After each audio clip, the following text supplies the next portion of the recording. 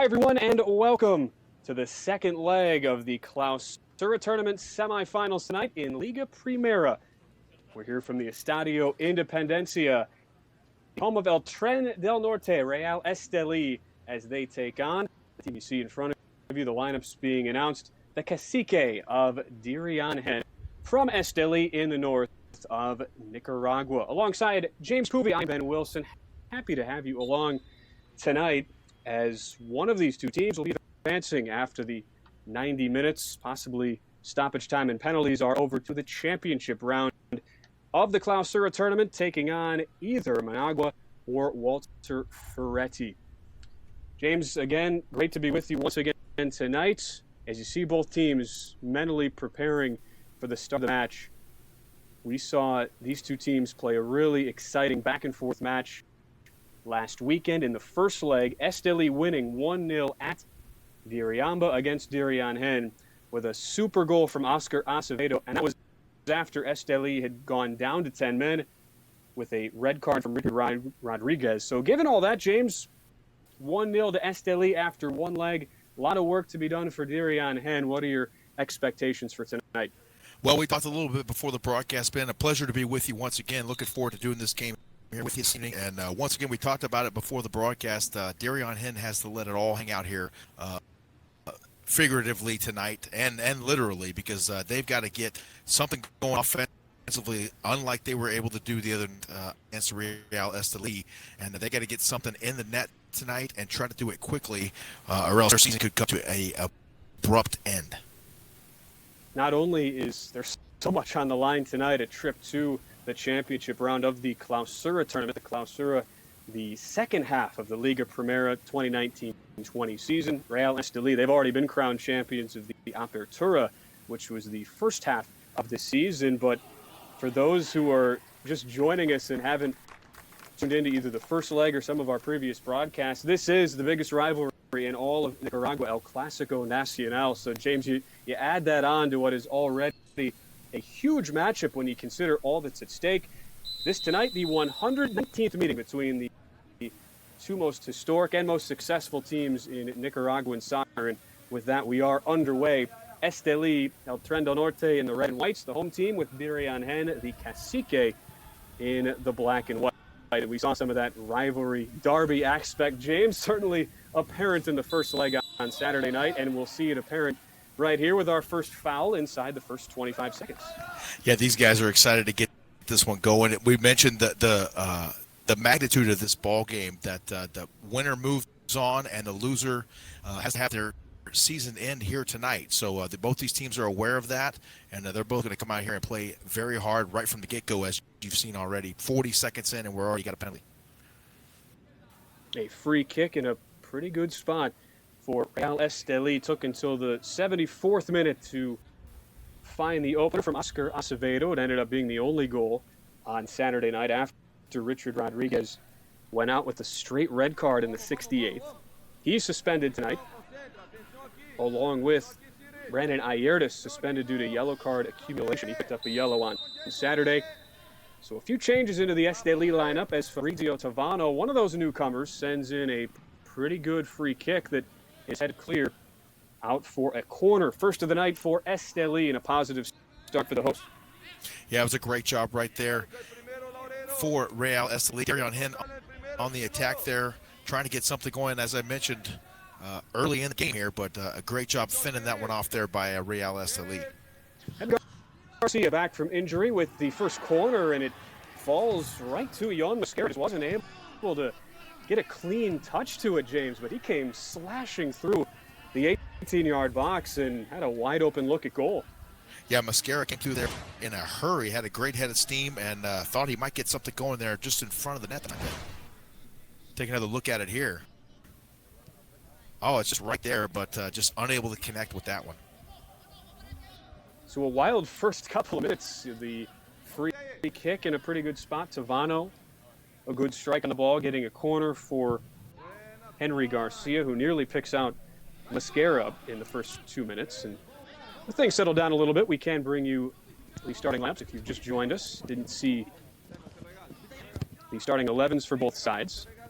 Again, 3 changes from Saturday for Estelí, 2 of them out due to suspension. Brandon Ayertis missing tonight along with Richard Rodriguez. Rodriguez, he's the one who had the straight red card.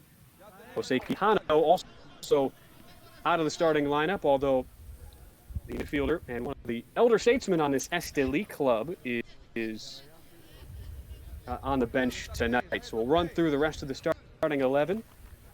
For the hosts, Estelí, Denver Fox makes another starting goal in place of Henry Maradiaga, who is serving the third of a 4-match suspension tonight that he picked up for a red card after these 2 teams met 2 weeks ago, which was a 0-0 draw in the regular season in this building.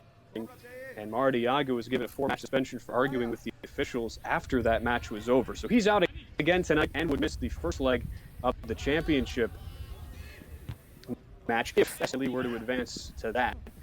So it's Denver Fox, the youngster, in goal again tonight with Manuel Rosas, Jason Casco, and Christian Gutierrez in the back 3. With Henry how about the Garcia. job that Denver Fox did the other night, in goal in relief of the aforementioned Henry Maradiaga? I mean, just an outstanding job against the Diriangén offense the other night. Yeah, Diriangén, they didn't have a ton of great opportunities in the first leg, but when they had looks at goal, you're exactly right, James. Denver Fox, he was up to the task. And I mentioned that sturdy back 3, same back 3 that has featured for head coach Holger Flores most of the season, at least in the Clausura for Estelí, with the midfield of Henry Garcia. He's back from an injury he picked up 2 weeks ago when these teams met in the derby, along with Yon Mascara, Harold Medina, Fabrizio Vana, who we've already seen on the ball, and Francisco Paz in the midfield, with Jorge Betancourt and Taufik Gawarch, the 2 up top for the first-year 22-year-old Holger Flores. Again, he took over just this season, replacing his mentor, Sergio Rodriguez, who was sacked at the end of the Apertura regular season. And Flores already has a championship to his name, as Estelí won the Apertura title. And tonight, James, they're looking to make it a 5th straight appearance in the Liga Primera tournament finals, going all the way back to the end of the 2018 season when they lost to their rivals Diriangén in that Clausura championship match. But ever since then, they've at least made it to the finals. A pretty incredible run for this historic club. Yeah, Real Estelí is definitely a storied franchise for sure, especially in Nicaraguan soccer. They've been, if they advance, it would be the 5th straight time to the finals, as you mentioned, and they're actually unbeaten in their last 5 home matches. So Real Estelí definitely coming in here with an upper hand, you could say, tonight, and they're looking to get it done and move on to the finals. Without Ayertis, a huge attacking weapon, obviously, also without Juan Barrera, who misses his 4th straight match with an injury. There's a foul taken in midfield by Jorge Betancourt. But at the same time, Estelí, they have had such a rock-solid defense. They were tied in the regular season with Diriangén for the best defense. Those 2 only let up less than 15 goals. You look at it in the combined Apertura season, as well as the Clausura, just 11 goals, in fact, for Estelí in the second half of the season. So the point being, it's going to be really tough, you would think, for either side to crack the netting tonight. And Diriangén, they're the side that need at least a goal to send us into extra time, as this curling ball is right into the arms of Denver Fox. Fox doing another nice job right there in goal for the ball club. And I have a gut feeling that I might see a little Taufik Gawarch tonight make a big play for Real Estelí and be a difference maker for them, Ben. Well, Gawarch, he does lead the team since transferring from a second division side in Mexico at the midseason point. He has been fantastic in the Clausura. 5 goals to pace El Tren del Norte, and he starts alongside Jorge Betancourt at those forward spots.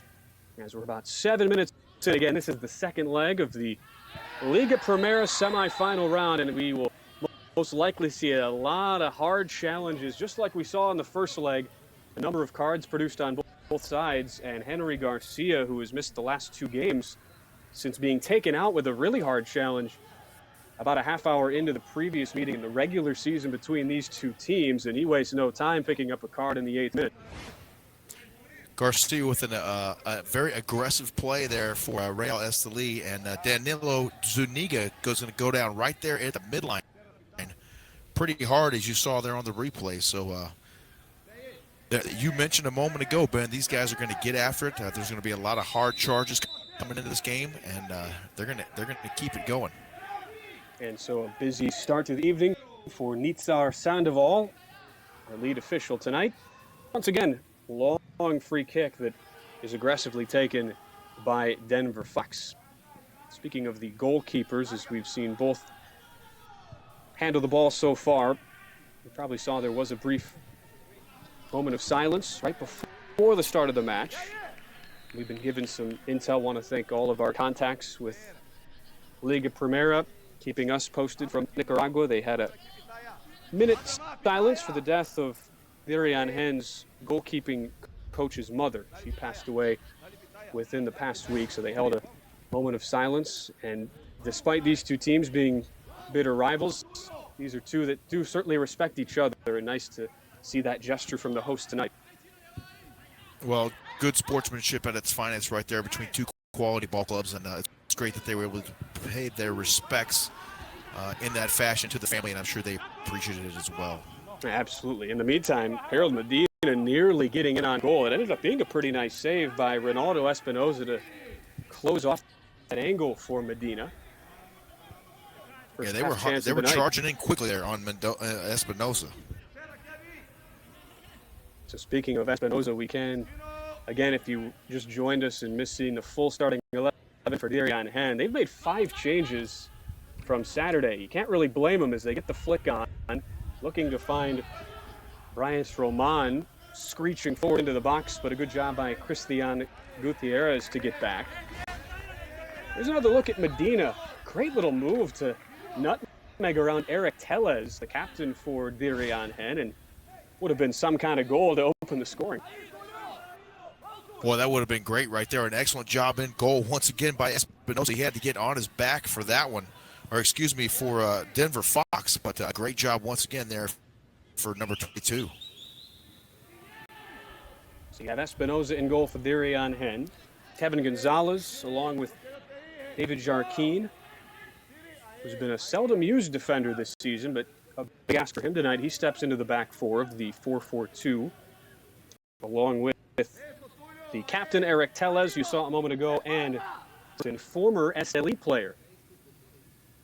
Spent this season back in the 2017 Clausura with El Tren del Norte, playing in 17 matches. So, you know, he's feeling a little extra juice tonight, playing at the right back spot. In the meantime, Danilo Zuniga starts in midfield, along with Jonathan Zapata, Bismarck Montiel, another former Estelí player, and Tulio Lopez with Bryant Roman up top alongside Bernardo Laureiro. Again, 5 changes.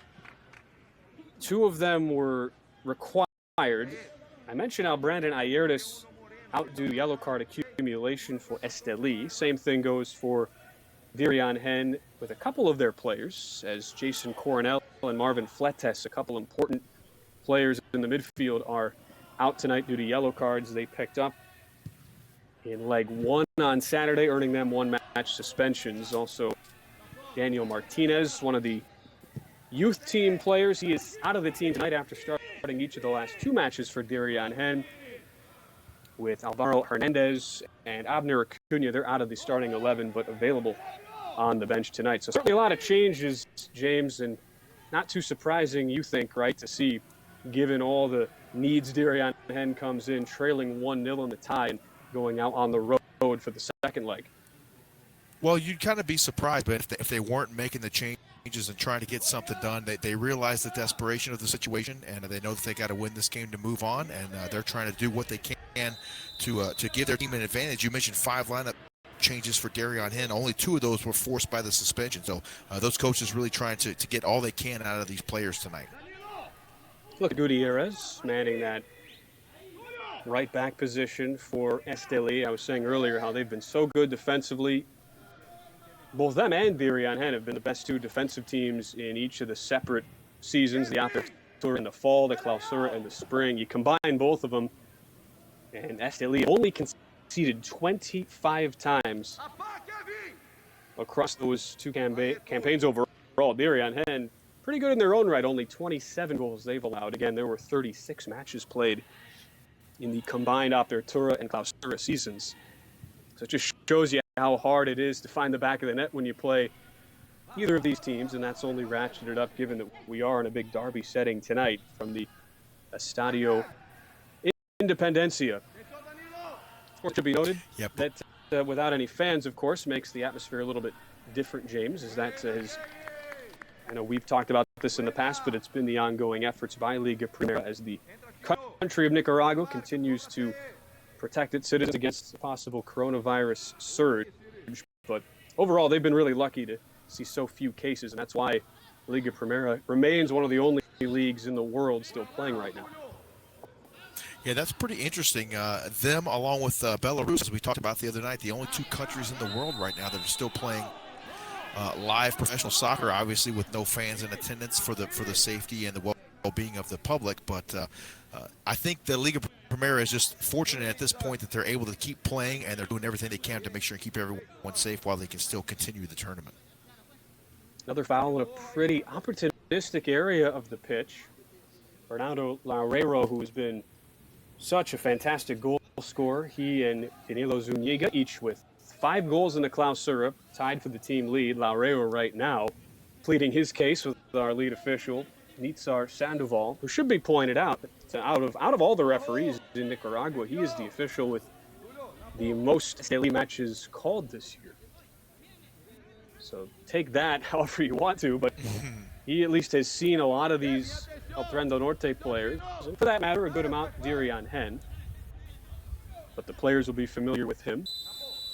As Garcia gets set to take the free kick, lofts it just a little bit too strong for the charging Fabrizio Tavano, and it's easily picked up by Espinosa.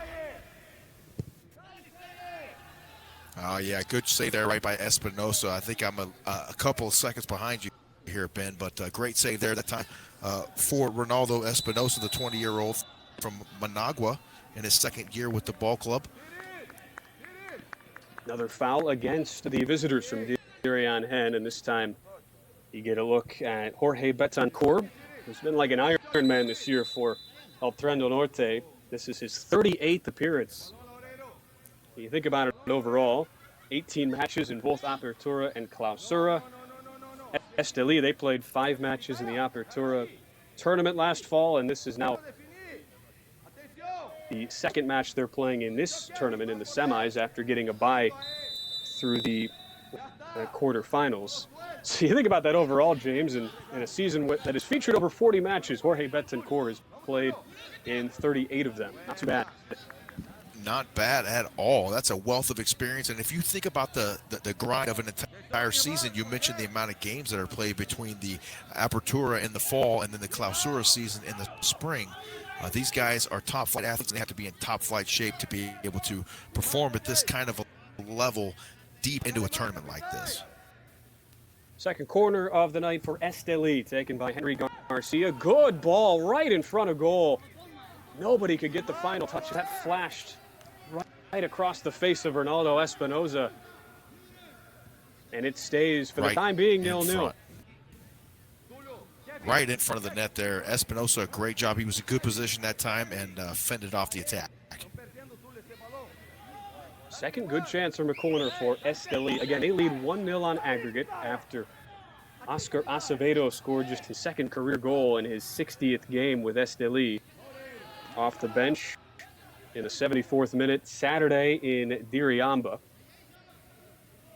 And what a goal it was. Well, you're right, James. It was a fantastic goal. And given that not only is this the semifinals of the Clausura, but also El Clásico Nacional, biggest rivalry in the country, a lot at stake. And as a result, a lot of viewers. I want to thank everybody for joining us tonight. Beautiful 80-degree overcast tonight, but probably more comfortable for the players. These have been times, at least these last few weeks, temperatures frequently up into the 90s during the day, so should be somewhat comfortable tonight. And we did get a viewer on our YouTube channel asking about the finals as well, wondering if they're two-legged, and they are. The finals will be played between the winner of this fixture is Managua and Walter Ferretti. Managua, the number 1 seed in the Clausura. Walter Ferretti, the number 4 seed. Those two teams drew 0-0 in the first leg. They're playing tonight in about 45 minutes. They start about an hour after this match at 8 o'clock local time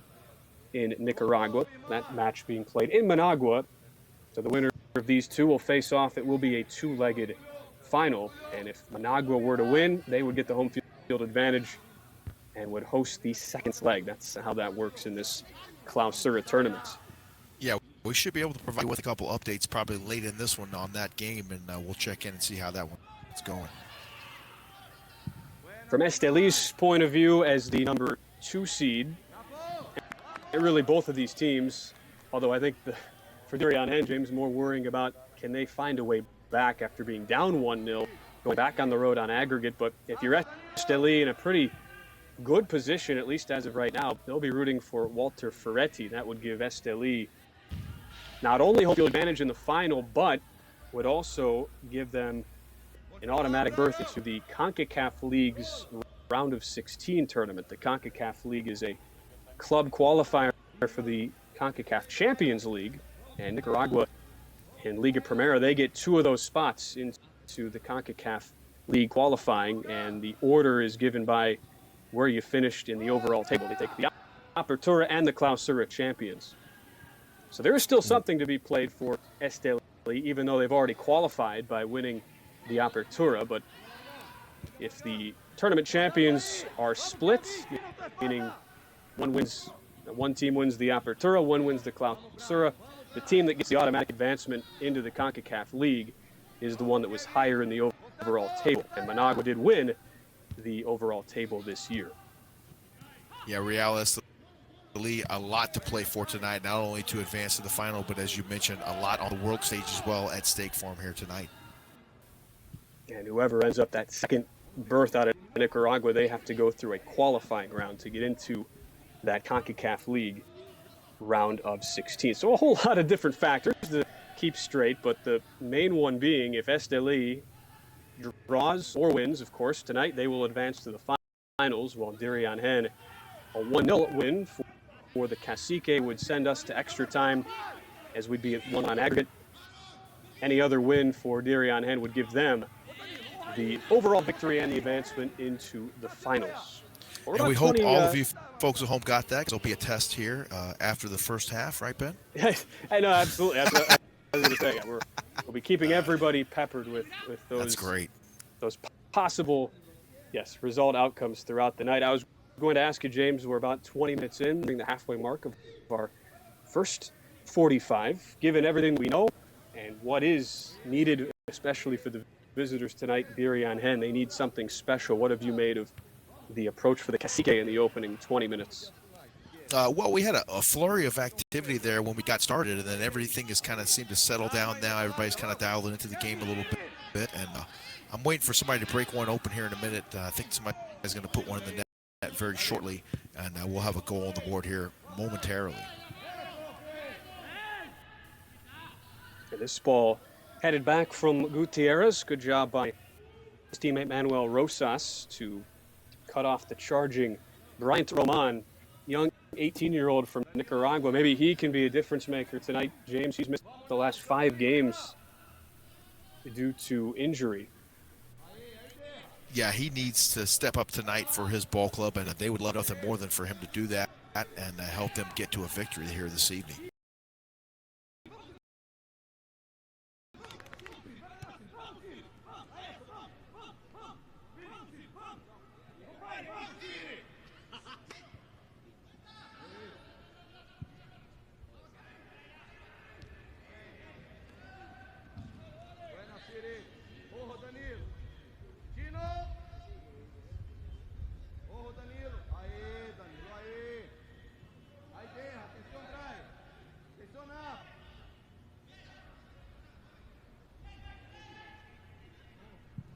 Stepped it up, and he's back in the lineup, as we mentioned earlier tonight, for Real Estelí, and he's doing a great job so far.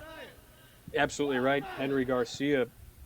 Crazy what a difference 2 weeks makes, right? The last time he was on this pitch was the meeting between these two teams, and he was injured just shy of the 30-minute mark on a really hard challenge in the middle of the pitch. Suffered a contusion in that match, but team trainers felt fortunate. Could have been a lot worse. And they held him out of the last 2 matches just to be safe. And he's now back tonight and quickly made his presence felt, picking up a yellow card in the 8th minute. That's really the only action on the ledger we've seen. Garcia going into the book. And we'll see another yellow card here coming in the 23rd minute. And it's Yon Mosquera, who is no stranger to card activity when it comes to this meeting. He picked up 2 yellows and a red card 2 weeks ago, picked up a yellow on Saturday night in leg 1, and now he picks up a yellow card in the first half for that challenge. And we were talking off air, Ben. You said that 5 total yellow cards within a season will get you an automatic 1-game suspension. For Mosquera, it's been 3 in the last 3 matches now. Actually, excuse me, 4. I shortchanged him 1. For Yon Mosquera, the veteran 31-year-old defender from Colombia. And I would like to echo your sentiment that you made a little bit earlier, Ben. Thanks to everyone who's tuning in tonight. We understand that there's a little bit of a broader audience with us this evening. And I noticed the other night on Saturday during the semifinal leg, the first leg, that we had people tuning in from literally all over the world, Russia, Germany, not only in Central and South America, but all over the globe. So we thank you guys for joining us, and we hope you're enjoying this one here.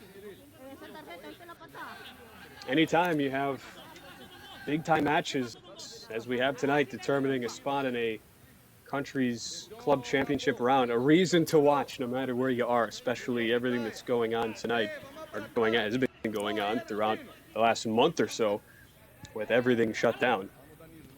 Hoping to provide some entertainment for you as we'll get another foul. This one right on the edge of the box, so it's the closest we've seen to a foul in the box, but it'll end up being a free kick and more cards coming out. Yeah, that's Harold Medina down there for Real Estelí, and I'm trying to get a number on the player down.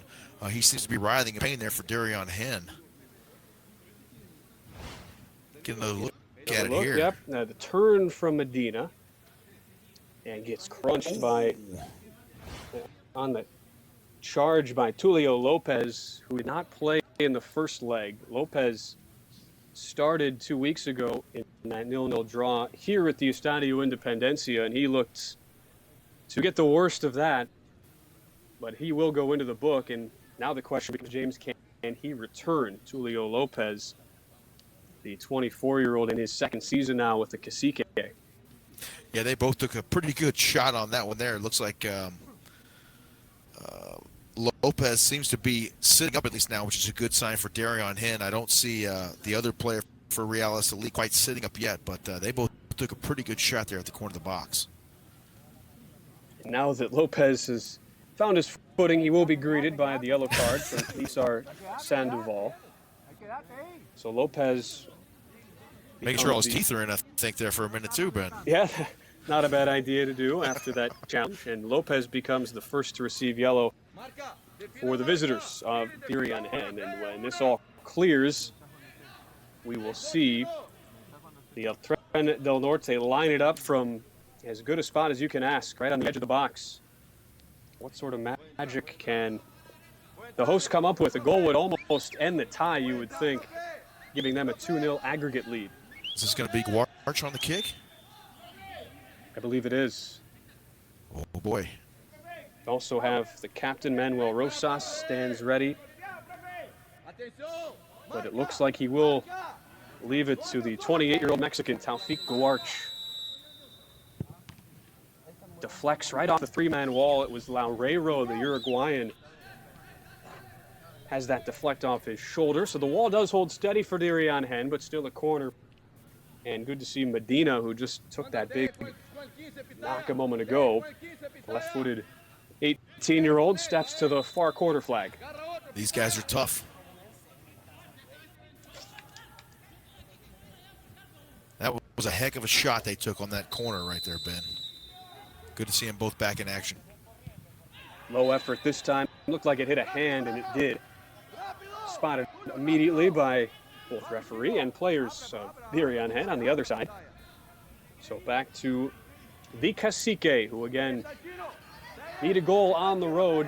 Diriangén, winningest club in all of Nicaraguan soccer. They've won 26 titles, but have really played second fiddle to Real Estelí, who have 13 titles, second all time, over the past couple decades. And in particular, Diriangén, they went to a 13-year drought throughout the mid-2000s. Finally snapped that in 2018 when they beat Estelí in the championship match of the 18 Clausura. And since then, James, you've seen two teams who've been very close, but for Diriangén, it's been close but no cigar. They've lost the last 4 tournaments in the semifinal round, and 2 of those have come at the hands of Estelí. While El Tren del Norte looking for their 5th straight appearance in the championship round of Liga Primera. They are 2-2 in those 4 finals appearances.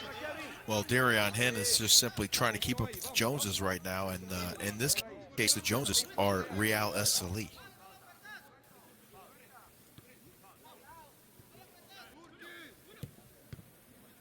They have historically controlled this overall rivalry series. 53 wins for El Tren del Norte after the 1-0 victory in the first leg on Saturday in Diriamba, with 41 draws. 24 wins for Diriangén, as you look at a former El Tren del Norte player, Cyril Arrington, who is a native of Diriamba, where Diriangén is located, just south of Managua, the capital.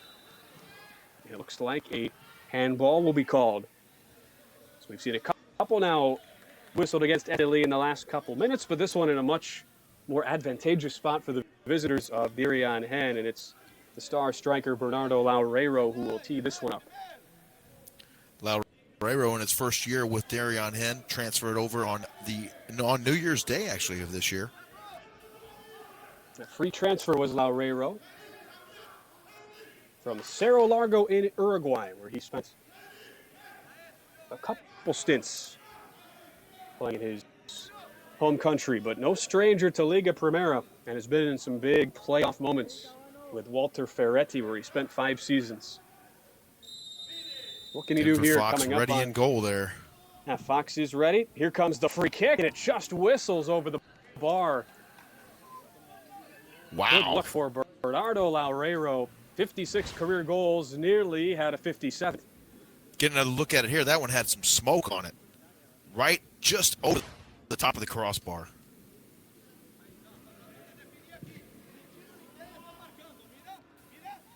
So Denver Fox, who is in his 9th appearance this season, played 5 matches for the injured Maradiaga earlier in the Clausura, and now replaces the number 1 keeper for Estelí due to his 4-match suspension. Looked like with his frame, probably would have had that covered, but as we saw on Saturday with Oscar Acevedo's strike getting past Ronaldo Espinosa, we've seen it's not necessarily enough just to get a hand on it with how much pace is coming at the goal. Yeah, these guys are very experienced strikers, and they know how to put the ball in just the right place and have a ton of velocity on it at that same moment. For Estelí, though, half hour down, just about an hour to go, as a 0-0 draw would be enough to see out advancing to the championship round. And in the Apertura back in the fall, when these two teams met in the semifinals, the 2 matches played out very, very similarly to what we've seen now through 120 combined minutes. Very tight back and forth. It was a pair of draws, but Estelí, they drew 1-1 on the road at Diriangén. So by virtue of the away goal, they advanced to the finals, where they eventually beat Managua 2-1 on aggregate after extra time. So it just shows you how little separation there is between the two. And the question becomes, can Diriangén find that crucial goal away from home to extend this match and make things interesting? Yeah, Diriangén needing to get at least 1 goal here tonight to advance. And if you're Real Estelí, you can't help but think if you're Coach Holver Flores, that you want to go ahead and get something in the goal and don't rely on just that 0-0 tie to carry you through. You want to assert your will here tonight and score a goal and make it a definite situation that you advance in. It is that interesting cat and mouse approach too for both of these managers, Holver Flores especially his first year. You don't want to get too conservative if you're the hosts, Estelí, the goal. But if you're Flavio da Silva on the other side, who had to be stunned, his team conceding despite being up a man on Saturday. It was only the fourth loss that they had suffered under da Silva since he took over for the sacked Mauricio Cruz back in the Apertura season when da Silva had taken over. Diriangén actually were last place. They were the bottom team in the table, and they went on a 9-win, 1-draw, 0-loss run to end that season before making it all the way to the finals and eventually losing to Estelí. Well, it just magnifies the goal by Oscar Acevedo the other night for Real Estelí, down a man, and he still finds a way to put it in the back of the net. Yeah, absolutely. And for da Silva, so I mentioned how he takes over mid-season. Of course, I should say they lose in the semifinals of that Apertura, but now what do you do if you're the 46-year-old Brazilian? You've seen the 5 changes, and the question becomes how aggressive do you have your team play without going too overboard and allowing yourself to be susceptible to those counterattacks. We'll see what they draw up here. Laureiro was very close, albeit from a much tighter position a few minutes ago on a free kick.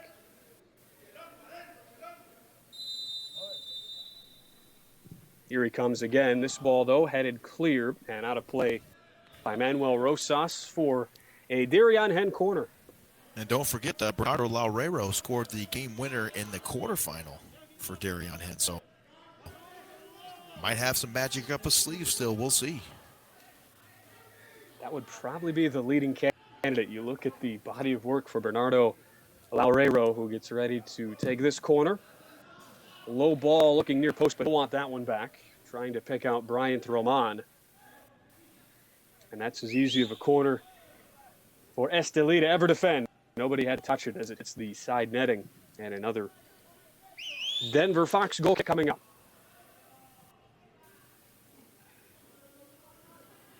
Diriangén now doing a nice job of keeping it on the Estelí end of the pitch right now. And you would point it out too, James, especially in our first leg, even with no crowd and it feeling sort of eerie around the ground, it has not changed the intensity one bit. Both of these teams fighting tooth and nail. And after Estelí had a lot of chances and a few good looks from set pieces in the first 15 minutes, it's totally flipped. Diriangén have had the opportunities, and after yet another handball, it's Bernardo Laureiro, the 28-year-old, who can line one up. Again, in a very dangerous position. We'll see if he goes at goal here. Well, if Estelí keeps giving Diriangén and more specifically Bernardo Laureiro more chances, he's going to get one of them through. Laureiro spent 5 seasons in Liga Primera with Walter Ferretti, the other semifinalist, facing Managua tonight. And Ferretti, a very solid team as well. Not quite the history or the success as these two teams, but he's played in big matches in the past. Here he comes. Again, just over the bar, and Fox goes crashing into the post. Ooh, Denver Fox looks like he got hurt pretty bad on that one there. I didn't really see him. Did he hit the side of the post? Must have hit the side. Denver Fox, here we go. On Saturday in the first leg, he fell in a similar position, although he crashed into the side netting. And it looked more like he had twisted his leg a little bit. They needed to give him a few minutes, but was eventually able to walk it off and okay. But there, kind of a half stumble right into the post. And yeah, I'm not sure. Straight match. Here we get one more look at it. Oh, it looked like he actually hit his head right on the post. Wow. First, I thought it was forearm bend that went into it, but it looked like he hit right dead center of his forehead. But he's up and at him. Trainers look to be wiping off his forehead there, and it did look like he was able to at least prevent his entire weights from going full bore into that post. Obviously, good to see him up and clearly okay, just needing a minute. And again, we mentioned this in the first leg, but especially the team up a goal as this one nearly falls to Betancourt before being poked away. And it's Betancourt who will be called for the foul and a yellow card as a result. A little too aggressive after losing that ball. Yeah, going down hard on that one there for Diriangén. Looks like, let's take one more look at it here. That's the captain, Eric Tellez. Eric Tellez, indeed.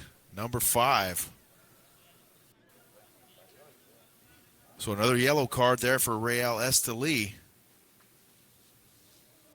And we'll see if Diriangén can maybe do something with it after we sort out the injury situation there for Tellez. Starting to pile up, third yellow card already in the first half for Estelí. And as I was pointing out with Fox, there's something to be said, James, for some of that gamesmanship too, just trying to siphon up some of the time. We figured like some of that, again, he took that spill in injury time in about the 92nd minute on Saturday night. So again, you never want to discount somebody being hurt, but there was probably a little bit of a element to it there. Sure. And Estelí, they're certainly aware of the situation, knowing that the clock is their friend, and they'll do all they can to drain it out and advance to what would be, as I've said before, their 5th straight final appearance as they look for their 14th championship in club history. Estelí now trying to take command of things here after, as we mentioned a few moments ago, Diriangén pushing the pace here in the last few 10, 15 minutes or so, and really keeping it on the Estelí end of the pitch. And it will be interesting to see with that newcomer, Brian Troman, how fit is he? That's, I think, a big question people are wondering who have followed the league, because he's been out the last 5 games, but a bright, young 18-year-old, a good attacking threat. But how much can you really expect out of a guy who hasn't played for a few weeks coming in such a huge spot? And we haven't seen him be too much of a factor tonight. In the meantime, though, it is Estelí who've won another free kick. You could probably ask the same question, James, of Henry Garcia back after missing last 2 matches with a contusion. He was so bright for the first half hour in the meeting between these two in the regular season here 2 weeks ago. Garcia, another one that could possibly put it in the net for Estelí. Good ball looking back post, but Betancourt couldn't quite square it up. Pretty good defense as well from a pair of the Cacique defenders. Yeah, great job of that time by Diriangén on defense, and Betancourt with a shot there in the middle, but just couldn't elevate quite enough to get a hold of that one. So just over 40 minutes into the first half, second leg of the Liga Primera Clausura tournament semifinal between Diriangén and Real Estelí. Again, Estelí leads 1-0 on aggregates after Oscar Acevedo's 74th minute goal Saturday night in Diriamba. So it's the visitors trying to make this one interesting. Couple chances for both sides, but so far no scoring. Well, you got to be pleased with the effort so far from Diriangén if you're Coach Flavio da Silva. They have done a nice job of attacking and not really giving as much ground as they did in that previous game. There's a good amount of revenge as well, you would think, for Flavio da Silva, who is in his second stint back with the Cacique. Spent a year in charge. Kind of similar how he joined toward the end of that season. He took over for the Clausura in 2014 for Diriangén and led the Cacique to a second-place finish, but they fell in the finals 2-1 on aggregate to Estelí. So now 6 years later, can he get some revenge on El Tren del Norte? Right now, they will need somebody to step up, and one player we have not mentioned because he's not with the team, James, is Sebastian Barquero, who was the only player from either team who elected to return home in the face of the coronavirus global pandemic. The league, and you do have to give them a lot of credit, they gave every player the option to return home if they wanted to. And most players, being from Nicaragua, decided to stay home and play. But Barquero from Costa Rica, a very talented 19-year-old who was on loan for Diriangén. And so he went back home and is watching from his hometown of Heredia, Costa Rica tonight. So another one of those what-ifs for Diriangén if they had his services. Well, we say hello to him tonight, as well as all of our viewers, obviously. But, yeah, definitely a credit to the Liga Primera to allow those players the option to be able to do that, not putting any, I'm sure, not putting any additional pressure on them if they did want to say, hey, I want to go home to be with my family during this whole thing, and then maybe they have to care for a relative or something that might be sick with the virus. You never know what people are dealing with, so definitely a credit to the league for allowing that to be an option for these players. This one scooped up by Espinoza. But should be said, the Cacique, the teammates of Barquero, they really did stand up for that 19-year-old. They stood with his decision, and there's a picture of them the next match in the face of, and of course at the time, a few weeks ago, so much unknown, and a lot of folks scared about what could potentially happen. And so the team actually lined up wearing masks and gloves to show their solitude for their teammate. That's great. Nice little interplay and a grab of the jersey. Will this be enough for a penalty shout? We see a yellow card coming, and where are they going to mark that foul? Certainly looked to be in the box from Kevin Gonzalez. I'm sure we'll get another look at it here momentarily, but here it comes. They are saying that tug happened just outside the box as he brought down Francisco Paz. And a fortunate matter of timing for Diriangén, probably one more pace. And Paz is in the box, in on goal, and is looking at a penalty. Still, though, a very dangerous spot as Estelí has a chance to essentially lock up this two-legged affair, already up 1-0 on aggregate. A second goal would be massive, to say the least, as Fabrizio Tavano stands over it. Yeah, the last thing Diriangén wants to do right now is give up anything to Estelí, as a big mountain to climb for them to get back in this one, is if they were to give up this goal here. Tavano, though, right into the wall, out to Paz. That's off the broken up wall. Still playing solid defense, helped led by Jonathan Zapata. Nice little second effort there from Francisco Paz. As we move into stoppage time, I'm not likely to have a whole lot, maybe a minute in this first half. Between Real Estelí. +1 it is. It is, and Diriangén.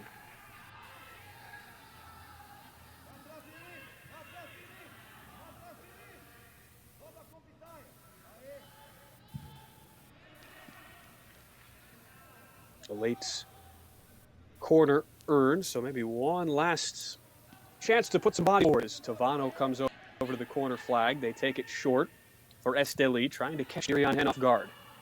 Again, a goal for Estelí. The hosts pretty much locks up this two-legged tie. Guarch scuffed that ball, but it almost fell kindly to Jason Casco at the far post. Instead, it goes through for a goal kick, and that will be the last action of the opening 45. Second leg of the Clausura semifinals. Diriangén, the visitors, need a goal to extend this tie, or else Estelí will advance to the finals. James, your thoughts on the opening 45? A lot of factors at play. How did you see things playing out there? Yeah, that was a tightly contested first half. We saw a flurry of activity there as we opened the ball game. And Diriangén did a great job of pushing the pace there about midway through the half. But Estelí in command right now, you know, as you mentioned, up 1-0 due to aggregate. But we'll see what they have going here for the second half. That is James Poovey. I'm Ben Wilson. We will step aside. Be back with our second half after this. It is Diriangén 0, Real Estelí 0 after 45 minutes.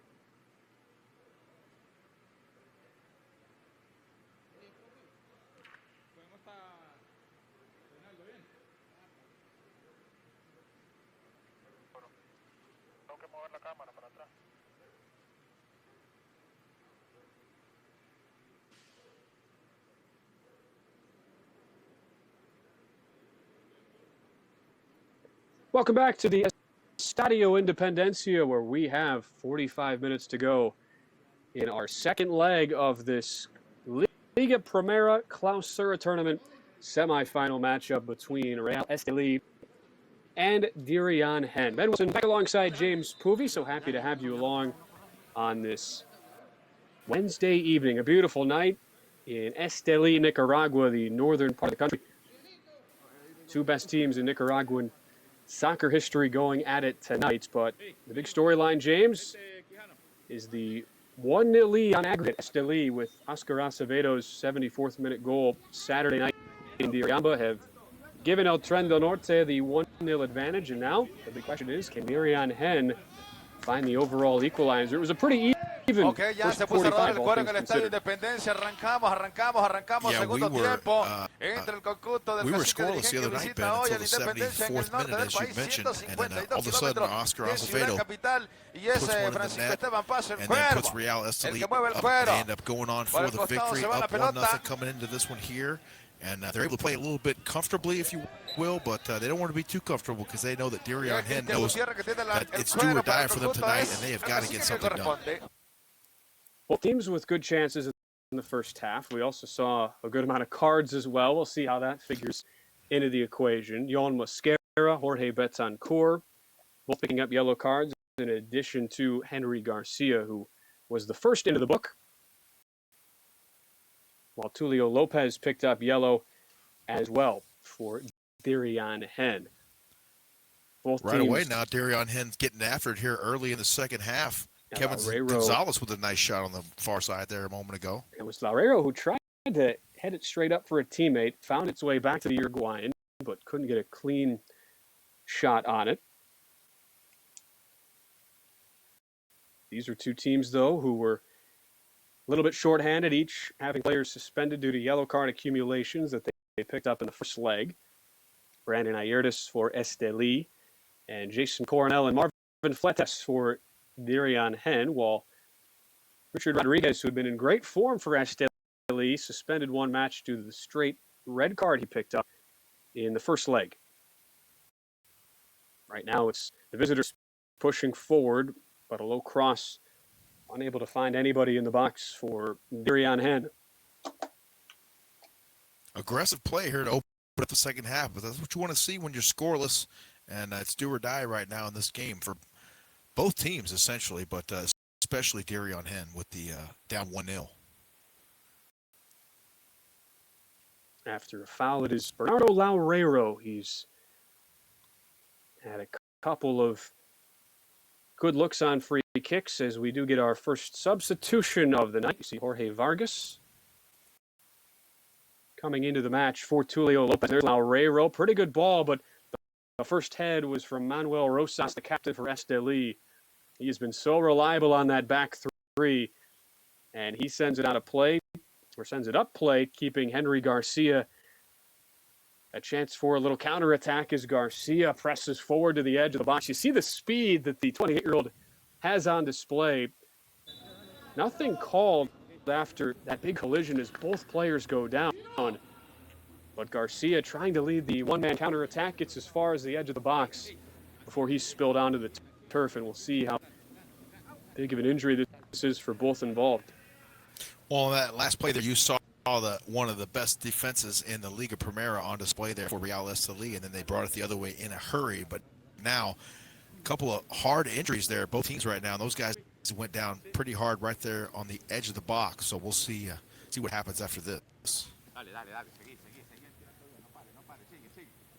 Again, Garcia was injured 2 weeks ago tonight when these two met in El Clásico Nacional, biggest derby in Nicaragua. Daniel Zuniga, by the way, he's the player on the other side of that encounter, and that would be a big loss. So the fans of the Cacique hoping he can get up and walk it off, as he and Larrero have each tied to the team lead 5 goals this season in the Clausura, and Zuniga 8 goals in the overall campaign as well, but he looks to be okay.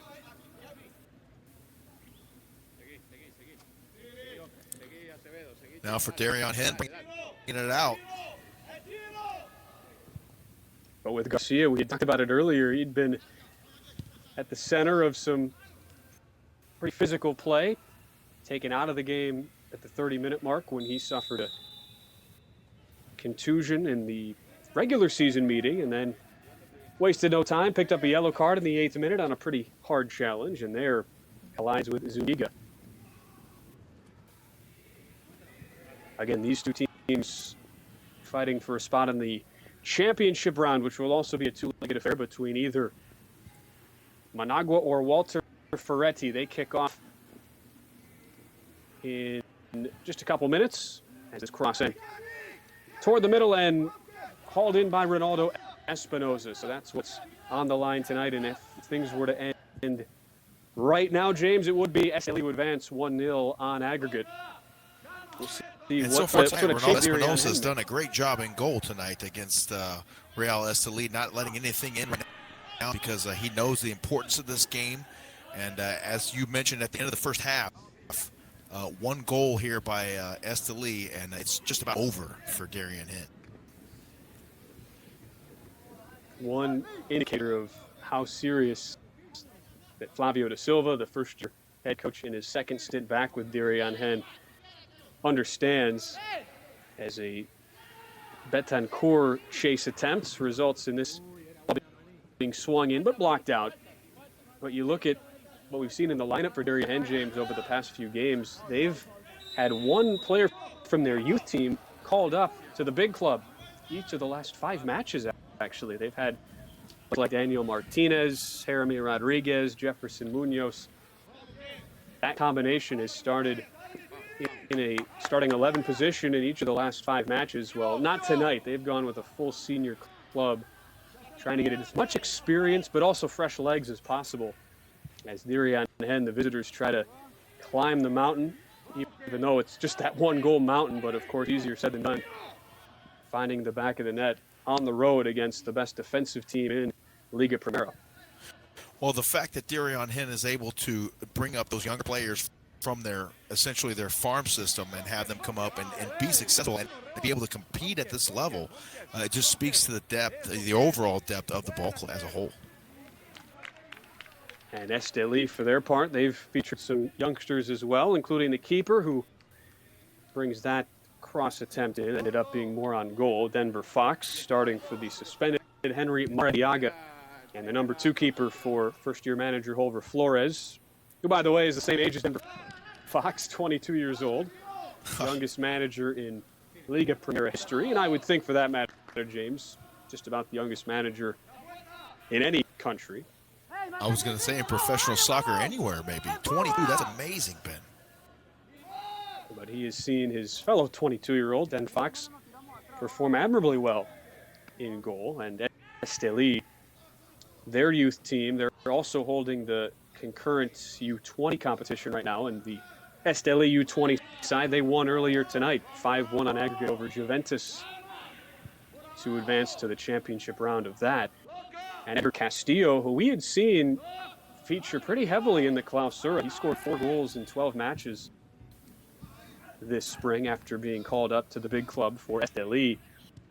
He's not played, though, in each of the last 2 matches for El Tren del Norte and not on the team tonight. That's because they were using him in that U20 semifinal, and he did score in that match to help put away the 5-1 victory against Juventus. I can't help but think, Ben, watching here tonight, especially with the great play over the last 2 games, really, of Denver Fox.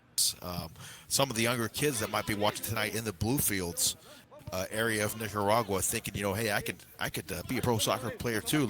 Look at Denver Fox. He comes right from my same area. You're absolutely right. And Fox, a really inspiring story. Originally a basketball player, and Bluefield is known as one of the lower income parts of the country.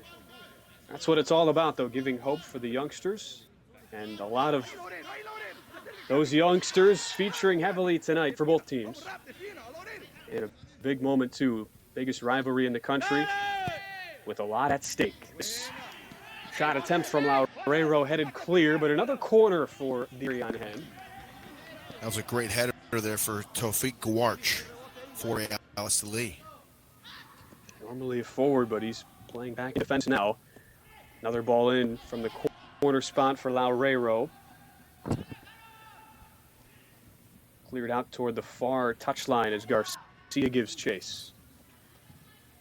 Now you think about what an honor it is. Any of those teenagers we're seeing in the match tonight, you think about it for a player like Bryant Roman, who the 18-year-old back after missing 5 games due to injury, alongside Loureiro up top for Diriangén, but to wear that black and white jersey of the Cacique, formed back in 1917, oldest club in Nicaragua, over 100 years now. How special that must be.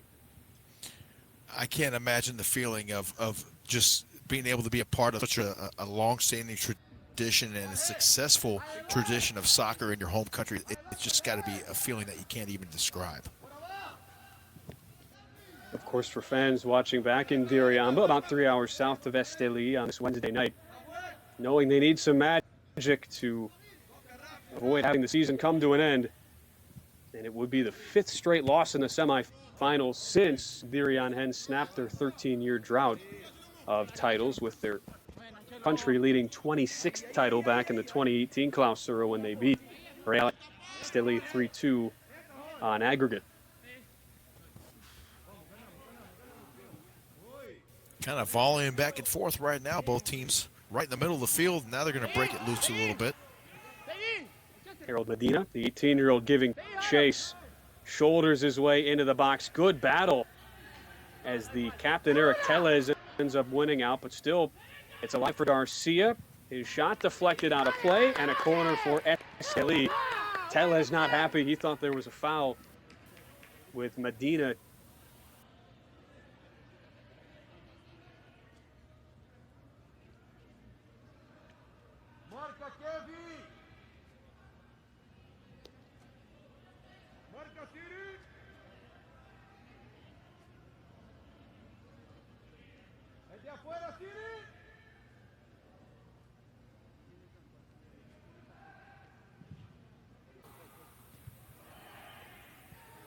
Tellez, after being partly responsible for conceding the corner, able to head it clear.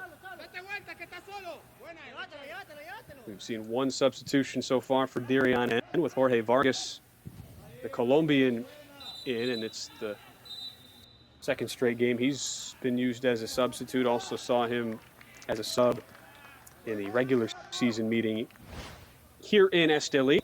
Jonathan Zapata, we're going to take another look here. He's going to get it right off the dome on that one. Didn't catch that the first time, James. That's a good pickup. Hey, you sacrifice all parts of your body in matches that mean this. Not only the El Clásico Nacional, but trip to the championship of the Clausura on the line. And the CONCACAF implication, as you mentioned earlier in the broadcast too, Ben. Right, where Nicaragua, the Liga Primera, gets 2 teams into the CONCACAF League next year. Estelí has already locked up some sort of qualifying with their championship in the Apertura. So Diriangén, they would need to come back tonight, down 1-0 on aggregate right now, then win in the championship to get that second spot.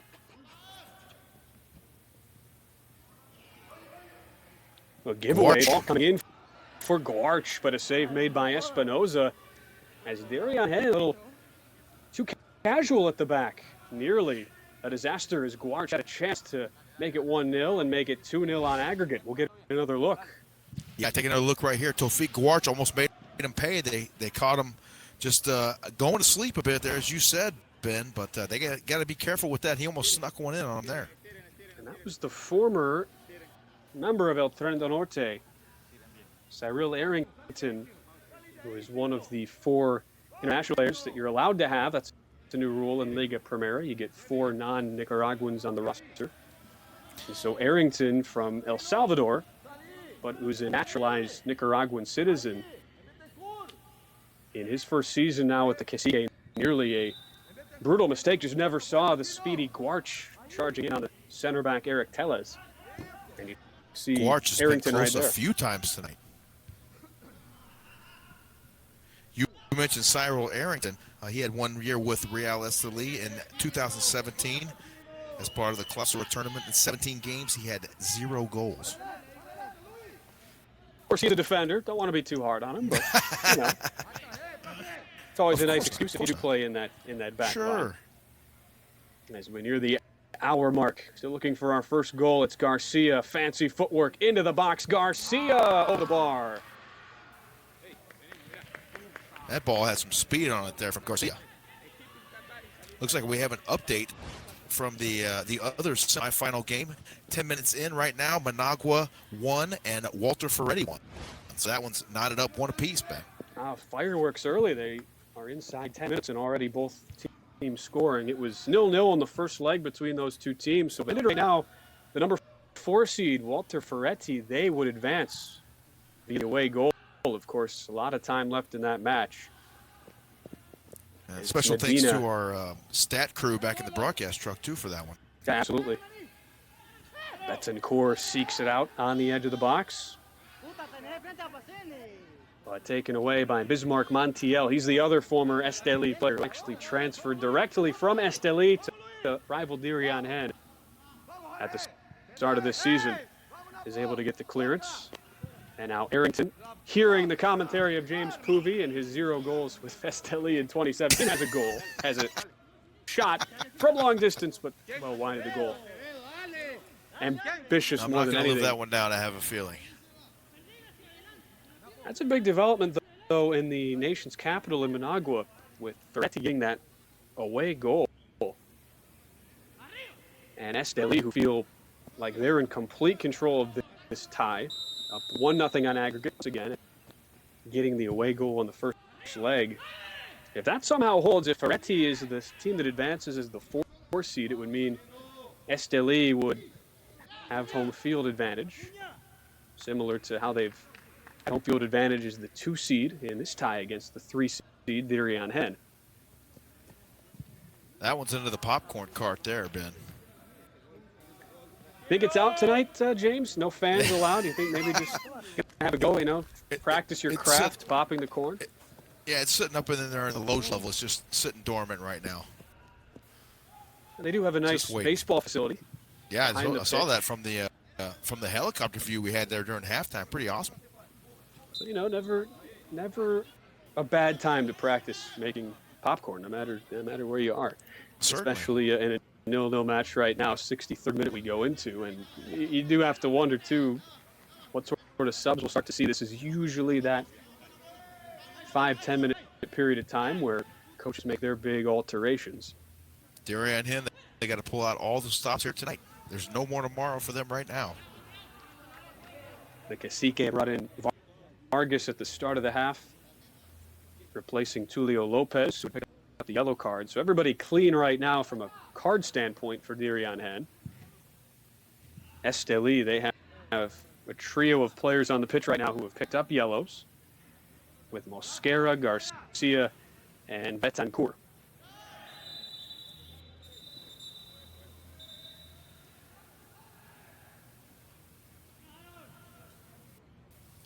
And right on cue, we will see our first sub of the night for El Tren del Norte. And it is the hero from Saturday night, Oscar Acevedo. Yes, indeed. He came in for Brandon Ayertes. This time he comes in for Harold Medina. So Acevedo will slot into a central midfield role for Medina. A good shift for the 18-year-old in Harold Medina. I mean, his 18th start this season, but he comes out for Acevedo. And Abner Acuna checks in for Cyril Arrington, whose night comes to an end. That's an attacking substitution in for the defender Arrington. So you can tell one thing is on Flavio da Silva's mind, James, and that is we need a goal, and we have about 26 minutes to find one. Yes, we got to find it and find it in a hurry. And now if you're Estelí, once again, you're just going to kind of look at that clock and try to bleed that thing out as much as you can and advance yourself to the finals.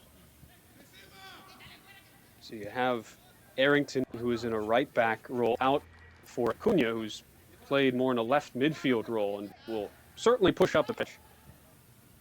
This ball looking for Guarch. Good spot edge of the box, but thumping ball booted away by David Jarquin.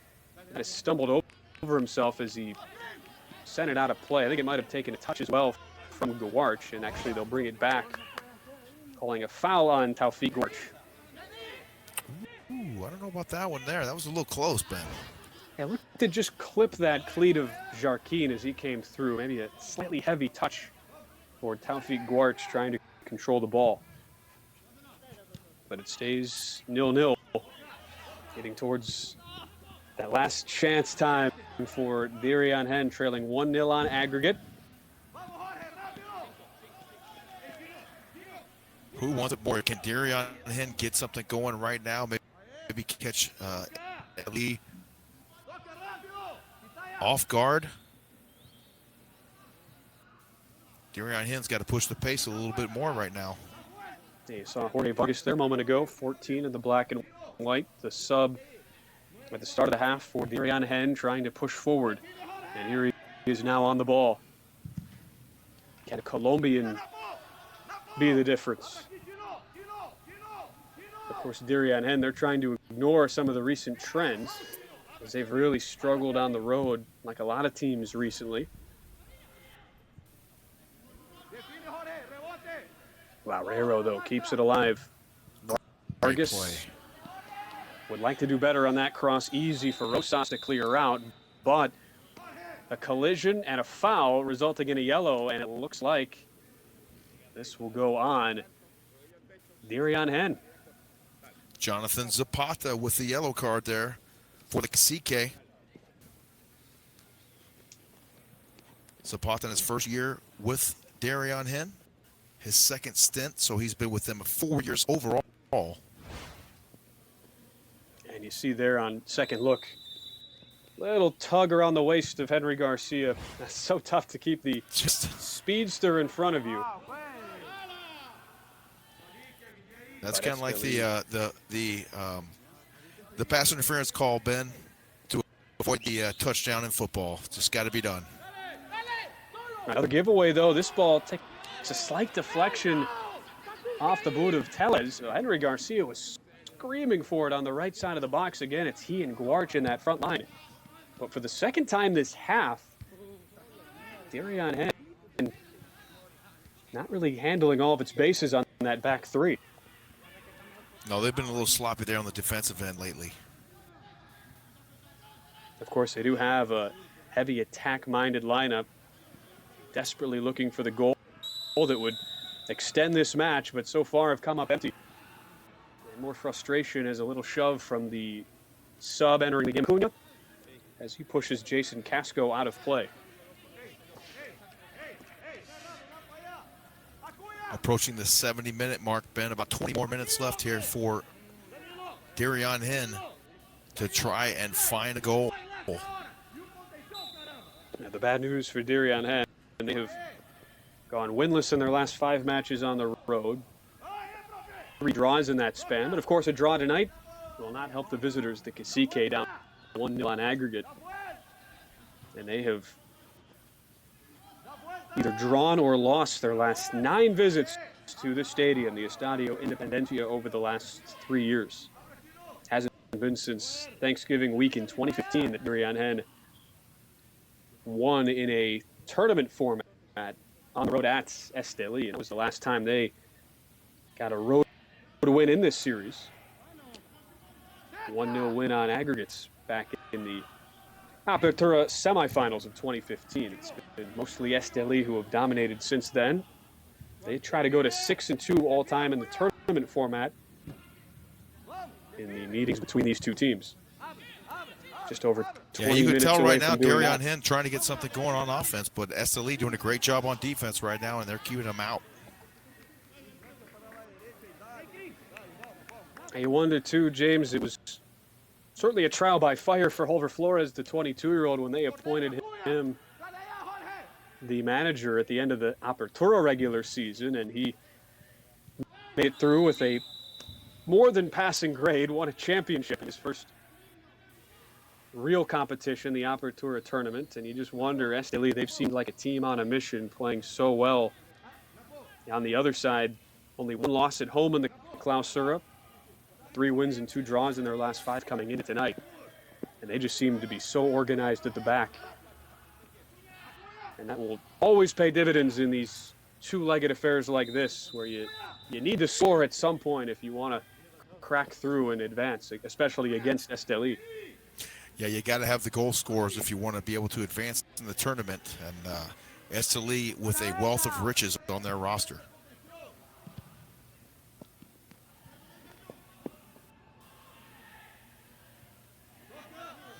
Here's some of the players, both down on the touchline and on the pitch, as well as the managers. They're the only source of noise tonight.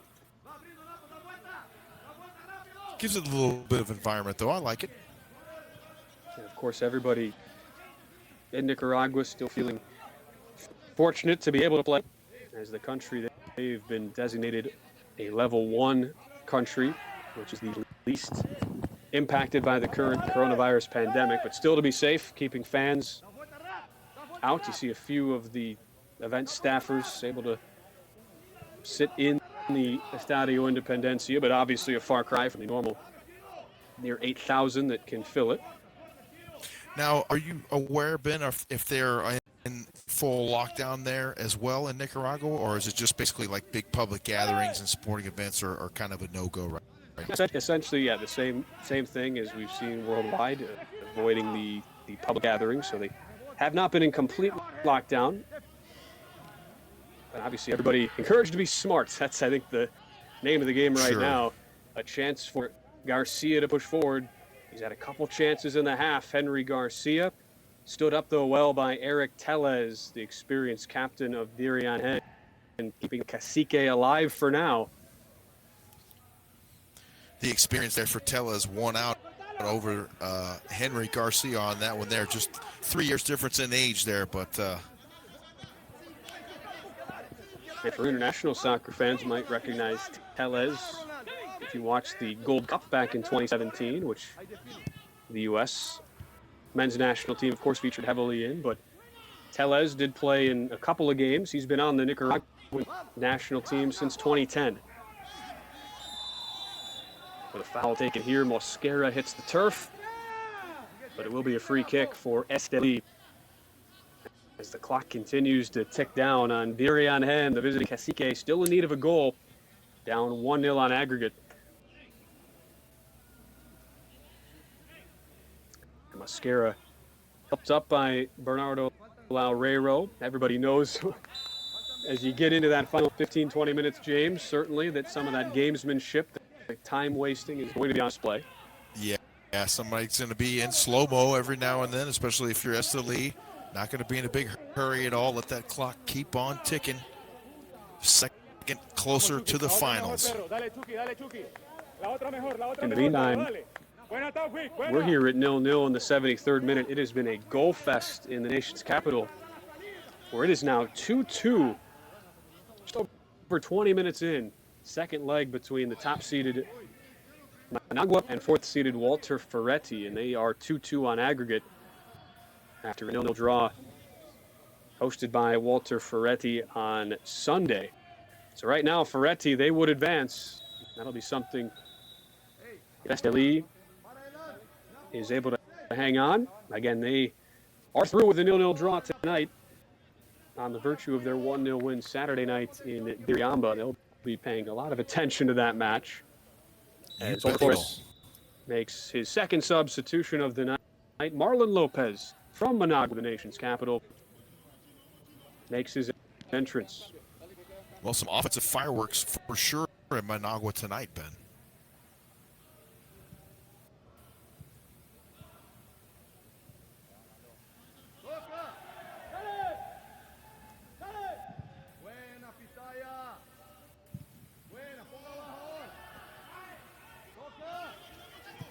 There haven't been many fireworks across this two-legged affair. Of course, the fireworks have been really just one Oscar burst. Acevedo, yes. Off of the left leg of Oscar Acevedo. That might be enough, though, and sometimes that's all it takes. You just got to win by one, Ben, right? Absolutely right. Sometimes not even. Sometimes just the away goal is enough, which right now would be the difference for Estelí. If Diriangén is able to score and this finishes 1-0 to the Cacique, we would head to extra time and then potentially penalties. Uh-oh. And they'll bring it back. Little skirmish out of our picture. Again, we saw a straight red given. And that's, I think, what Eric Tellez, he's really upset with our head official tonight, Nitsar Sandoval. And Tellez is going to get a yellow now for a little bit of jaw in there. Yeah, for that.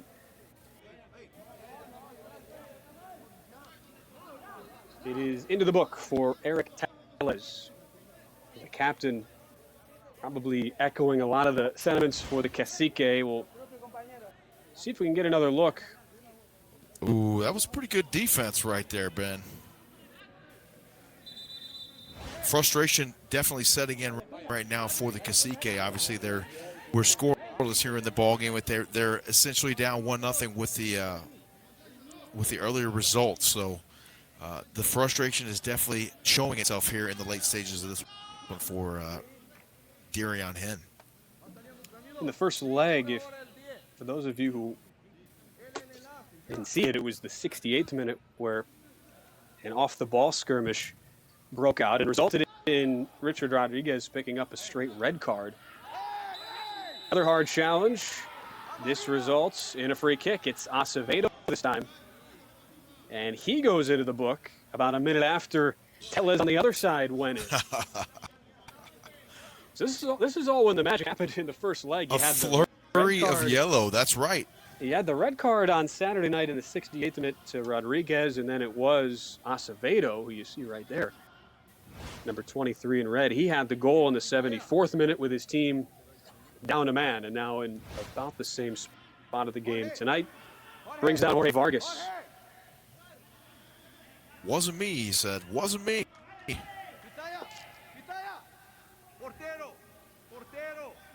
Acevedo now in his 4th season, 61st career game tonight.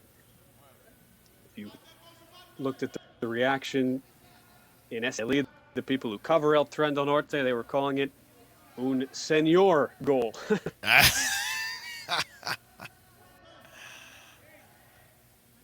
think I concur as somebody who watched that goal from Acevedo.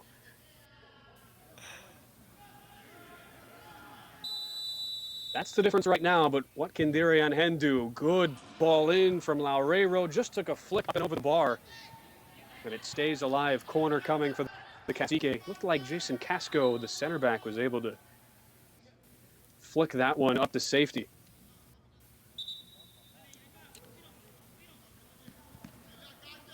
And as we enter the 78th minute, we'll see the final substitution as Luis Acuna enters for Henry Garcia. So a good shift overall for Garcia coming off the injury. Had a couple opportunities. James couldn't find the back of the net, though. Maybe the final third touch is not quite there after being out for the past 2 weeks. Yeah, it was great to see Henry Garcia back in the lineup tonight after coming back from that contusion. And you mentioned he had a couple of chances, but just unable to capitalize on those chances here tonight. We'll see another corner, though, for Diriangén. Denver Fox looked to be a little out of position, was aggressive coming out for that ball, but never got there as it was just shouldered out of play. Another corner coming, and for the second time tonight, Denver Fox slow to get up. As Laureiro, he's ready to take the corner, but let's see what happened. Ooh, he fell on the opposing player's foot. It looked like that was David Jarquin. Lower back action there. That's going to hurt for about a week. So the trainers attend to the 22-year-old Denver Fox, who did make his national team debut earlier in 2020. Of course,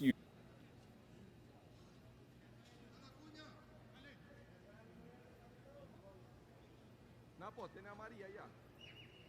Kevin tiene amarilla. ¿Ah? También. Gino tiene amarilla. Cambiar el rebote con Afo rápido. Para que hagamos azul.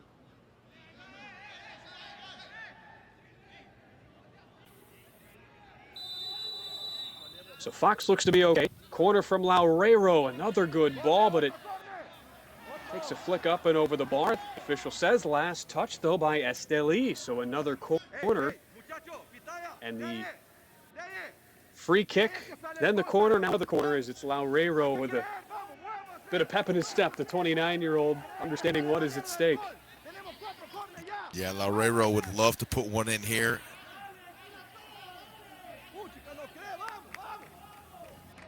Again, Diriangén down 1-0 on aggregate. Needing Had a goal. Chance right in front. Flicked on and just wide of the bar. Inches away from leveling things up on aggregate. And it apparently took the slightest of touches off of an Estelí defender. Looked like Jorge Vargas was the first man up, though, to take it. Yeah, Vargas did a nice job there in goal and was able to fend that one off, but a beautiful shot.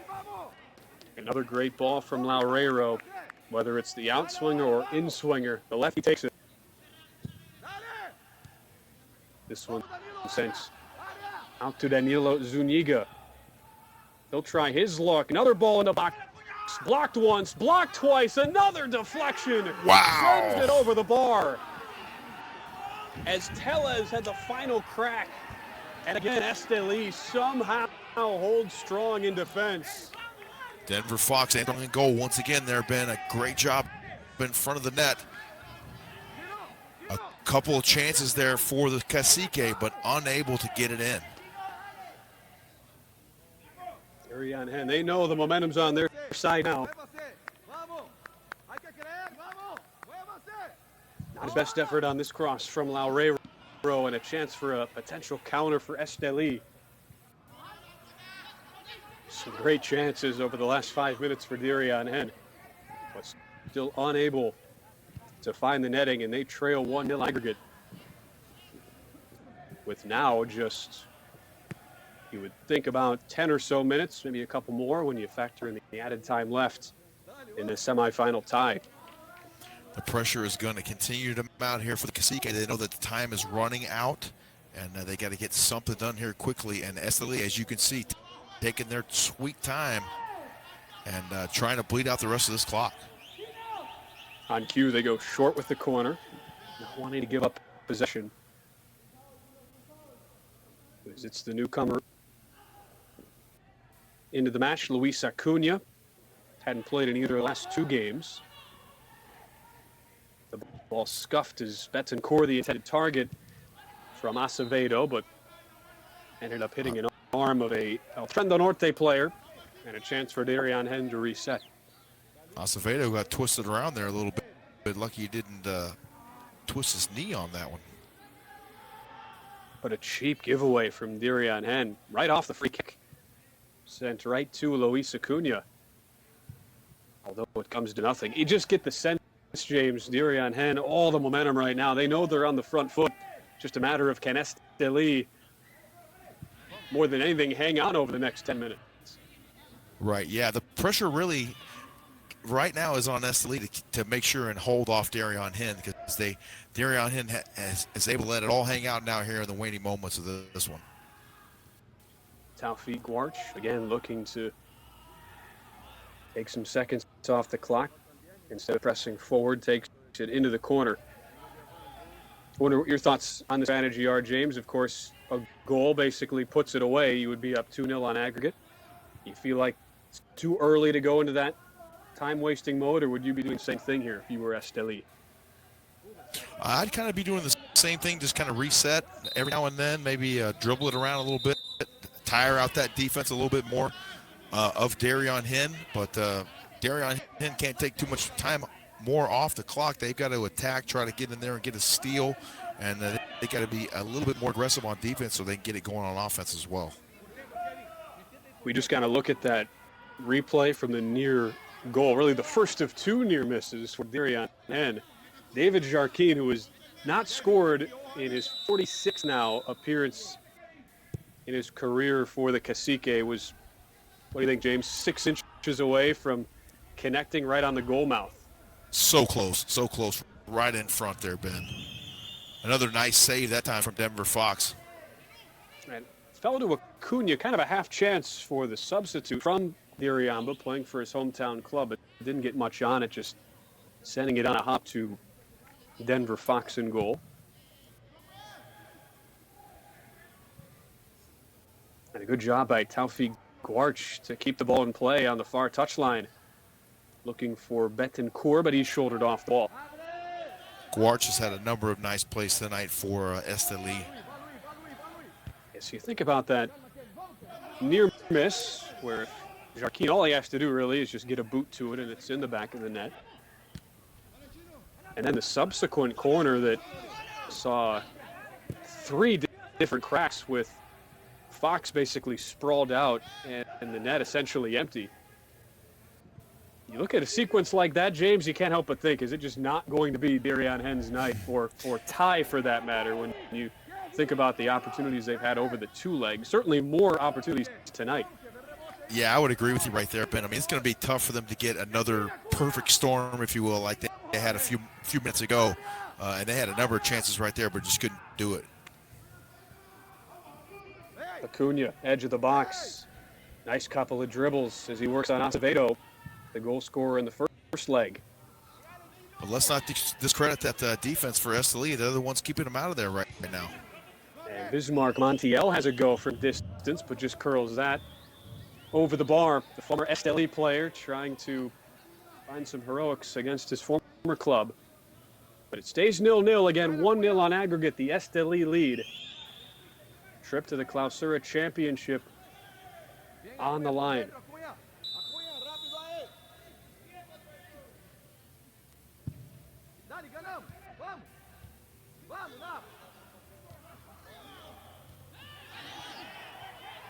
Diriangén now able to hold it in to see what they can do. Kevin Gonzalez, the left back, looks to press up the pitch. Acuna with a deep ball. Fox fumbled it a little bit, but they say a foul on Diriangén, and the Cacique, particularly Bernardo Loureiro, beside himself for that call. He thought it was a fair 50-50 chance. Yeah, Fox came out maybe a little bit too far on that one there. Nearly got in trouble. I didn't really see much on that one, Ben. Did you? And Loureiro upset. It was, I believe, his teammate as well in Luis Coronel, second half sub, going up. In addition, it's one of those, in all honesty, even though there wasn't much, James, you usually see the benefit of the doubt given to the goalie just about every time. So not too surprising that the call was made, but we certainly understand where the Cacique players come from in that position, where you're still in this trailing position down the goal with time running out. And it stays that way as well. The wall's closing in now for the Cacique. Pressure mounting here. They got to do something. Jonathan Zapata toward the edge of the box, looking for some interplay. Ellis, the captain, now pressing forward. This ball nearly comes all the way through. Not sure if that took a touch at all from Jason Casco, the center back of Estelí, but as that ball worked its way through some bodies, Denver Fox able to see it the whole way. A great stop there by Fox. Once again, we get a look at it here, right in the middle. Fox had his eyes on it the whole time. Never let it out of the sight. Great save. Luis Coronel, he was tracking that ball as well. Final sub of the match in for Flavio da Silva and Diriangén. Coronel, should be pointed out, did score in this same round last year of the Clausura semifinals. Scored in the 7th minute in the first leg against Real Estelí. And Diriangén, they led that tie 1-0 after the first leg, but Estelí scored 3 times at home in the second leg. 90 seconds left now, Ben, in regulation here. As it stands, Estelí would advance in what would be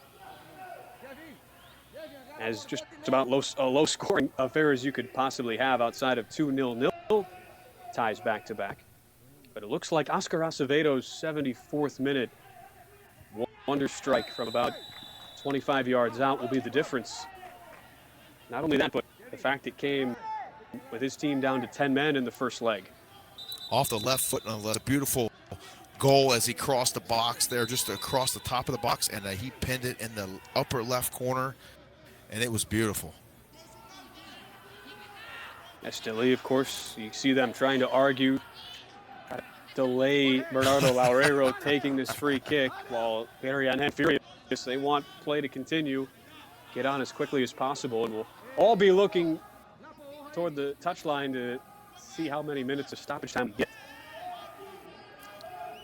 Right now, Laurero, who had been that designated free kick taker, he ventures toward the edge of the box.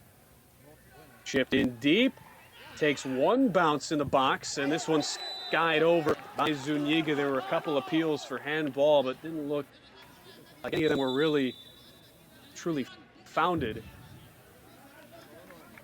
Yeah, desperation at this point. Yeah, Piers James is that ball from Zuniga. It looked like in real time he just skied it over the bar, but it apparently did take a touch. We're going to get five extra minutes now, Ben. 5 minutes of additional time as Jorge Vargas steps up from the corner flag. Can't get it past the first man, though, for Estelí.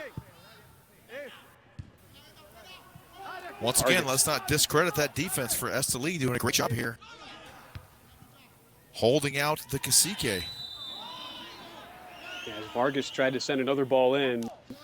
To your point, there's a reason why Estelí have only allowed 25 goals combined in now over 36 matches this season in both the Apertura and Clausura seasons put together. You really have to earn every goal you score against El Tren del Norte.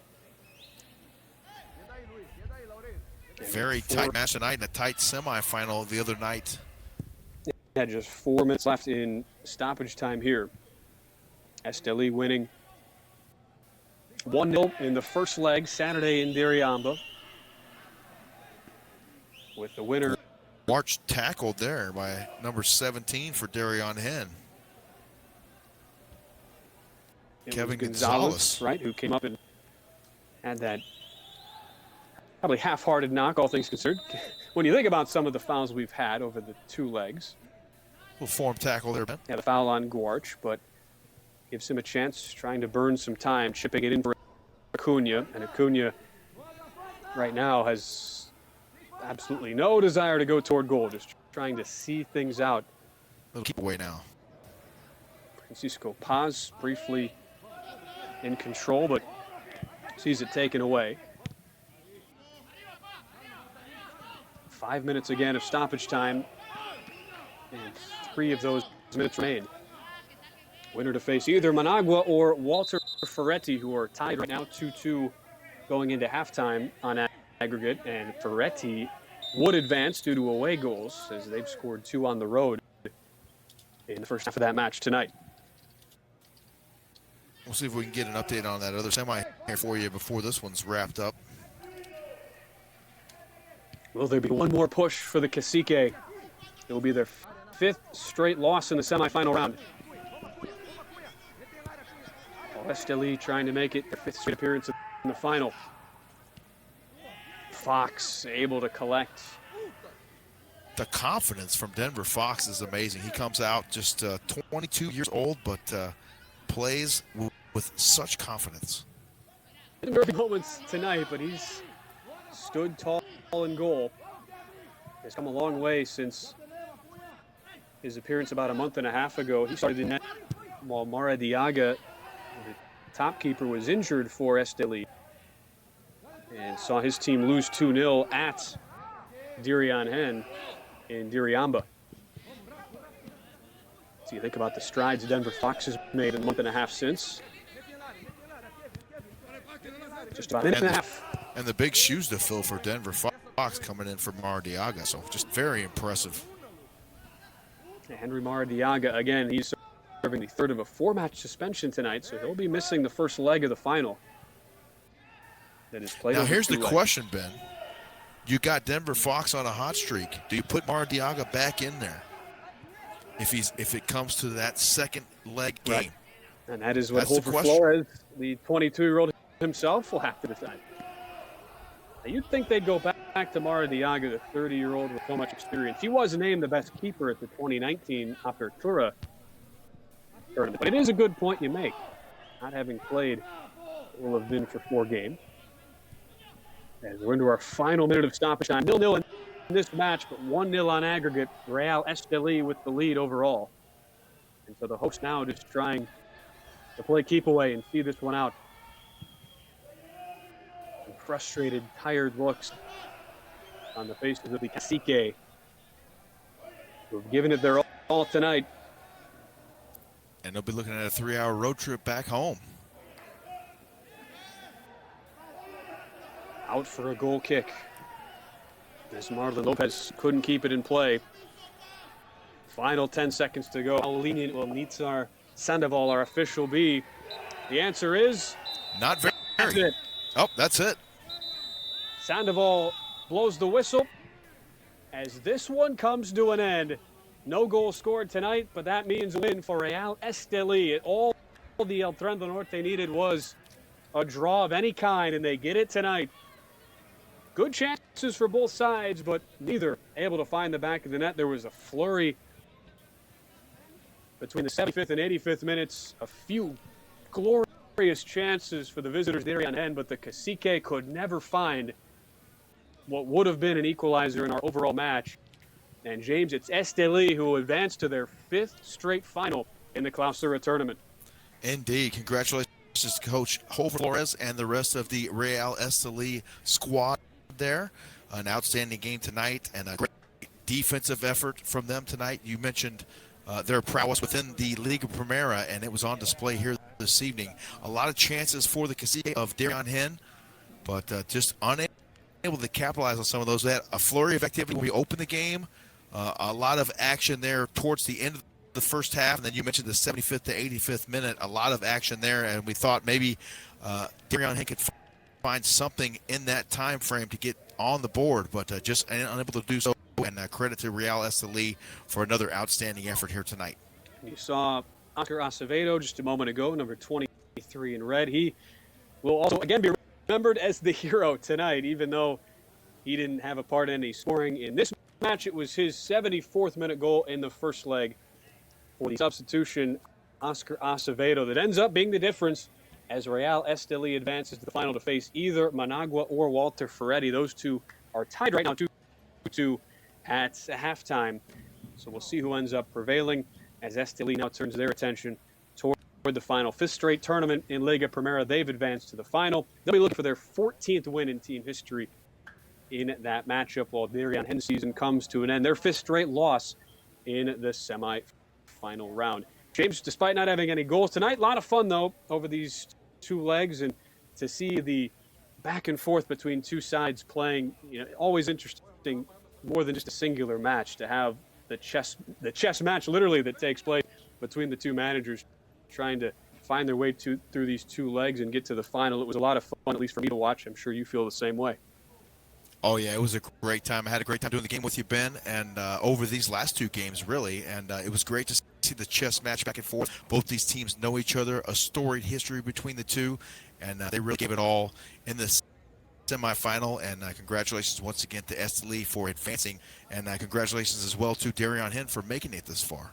Absolutely. Great display put on by both teams throughout the last 4 days, as we say so long. I want to again my broadcast partner, James Poovey. I am Ben Wilson saying good night. Again, our final score tonight, it's Diriangén 0, Real Estelí 0, as Estelí advances 1-0 on aggregate to the championship match of the Liga Primera Clausura tournaments. No, pero o sea que yo no me iba a callar. No, parece que estaba en la oficina de la liga o estaba en su casa.